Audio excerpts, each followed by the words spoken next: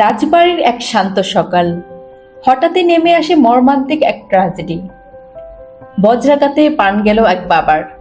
অলৌকিকভাবে বেঁচে গেল তার ছোট্ট মেয়ে। এইদিকে বুধবার সকাল, সময় তখন 7:45। রাজবাড়ী সদর উপজেলার মিজানপুর ইউনিয়নের মজ্জদকোল গ্রাম। প্রতিদিনের মতোই দিন শুরু করেছিলেন সুমন মণ্ডল। 3.5 বছরের ছোট্ট মেয়ে সাফিয়াকে কোলে নিয়ে বাড়ির পাশের দোকানে যাচ্ছিলেন তিনি। হঠাৎই ঘটে যায় অপ্রত্যাশিত ঘটনা।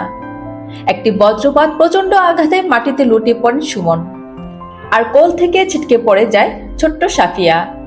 স্বজন ও স্থানীয়রা দ্রুত ছুটে আসে, তাকে নিয়ে যাওয়া হয় রাজবাড়ী সদর হাসপাতালে। কিন্তু ততক্ষণে অনেক দেরি হয়ে গেছে। চিকিৎসক জানিয়ে দেন আর নেই সুমন মণ্ডল। অন্যদিকে ছোট্ট সাফিয়ার নাক ও কান দিয়ে সামান্য রক্ত বের হলো, অলৌকিকভাবে সে বেঁচে গেছে। এই আকস্মিক মৃত্যুর ঘটনায় পুরো এলাকায় নেমে এসেছে শোকের ছায়া। বিশেষজ্ঞরা বলেছেন, বজ্রপাতের সময় খোলা জায়গায় থাকা অত্যন্ত ঝুঁকিপূর্ণ। এমন পরিস্থিতিতে নিরাপদ আশ্রয় থাকা জরুরি। একটি মুহূর্তেই বদলে যেতে পারে জীবন। সতর্ক থাকুন, নিরাপদ থাকুন।